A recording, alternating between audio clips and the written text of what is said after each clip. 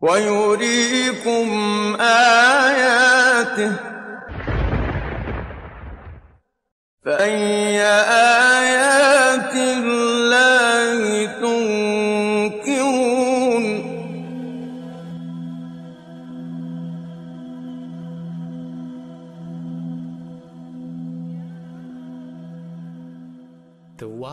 آب، هوا، کوه‌ها، حیوانات، نباتات، بدن شما و هر چیز دیگری از کوچکترین تا بزرگترین چیزهایی که رسیده احساس و یا دیده می توانید از اتم ها ساخته شده‌اند، ذره های تشکیل دهنده ماده ها.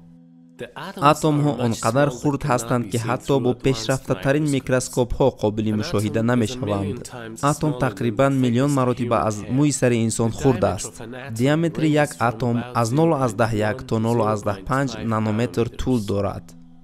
تصور کنید که شما یک خوشه انگور را در دست دارید و یقین است که شما قادر دیدن اتم های این انگور نیستید. خوب اگر یک دانه از این انگورها به اندازه کره زمین باشد، پس اندازه یک اتم که این انگور را تشکیل داده است مثل یک دانه آلوی خرد می باشد. اکنون فکر کنید که چی چیز داخل این ساختار کوچک وجود دارد.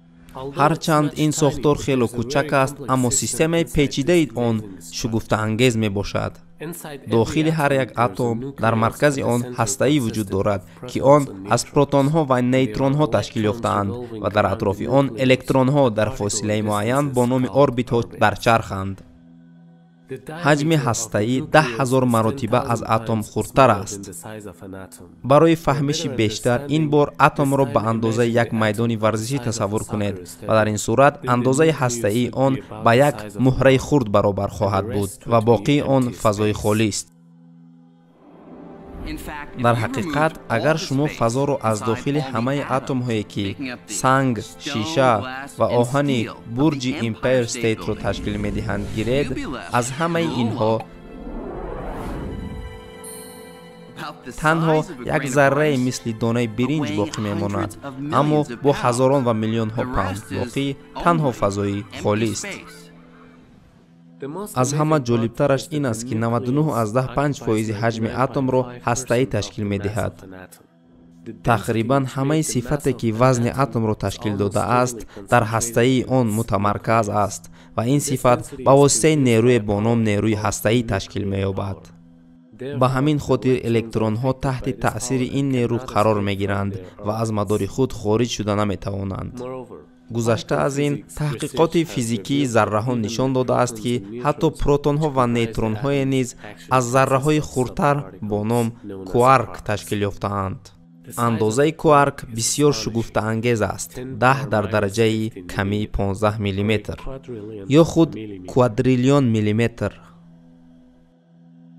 تا آخرهای عصر 19 آدمان باور میکردند که ماده ها از ذره های کوچک با نام اتم ها تشکیل یافته اند. اما مطالعه های بیشتر در علم اتم این باوری را رد کرد. در زمان امروزه علم نوین اثبات ساخت که اتمی که مردم آن را قبل از این کوچکترین ذره می حسابند در حقیقت به ذره های کوچکتر تقسیم می شوند. این حقیقت در قرن گذشته اثبات شد، اما آن در قرآن 14 عصر پیش بیان شده است. وقال الذين كفروا لا تأتينا الساعة قل بلى وربي لتأتينكم عالم الغيب لا يعزب عنه مثقال ذرة في السماوات ولا في الأرض ولا أصغر من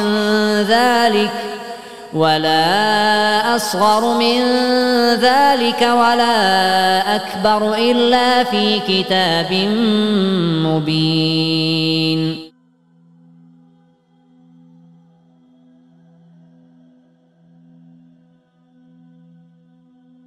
شاید در حیرت افتید که الکترون ها با چه سرعتی در مدار اتم هایی که در گرد و اطراف شما اند چرخ میزنند.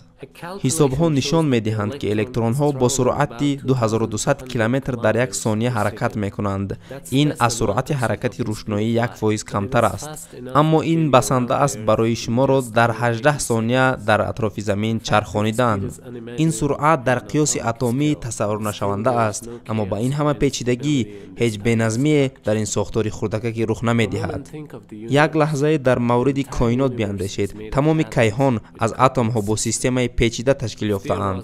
агар тағйироти хурдакаке дар андозаи атомҳо, дар суръати электронҳо, дар ҳаҷми ҳастаӣ ё дар масофаи байни ҳастаӣ ва электронҳо мешуд, пас ҳама чӣ дар коинот ба таркиш меомад.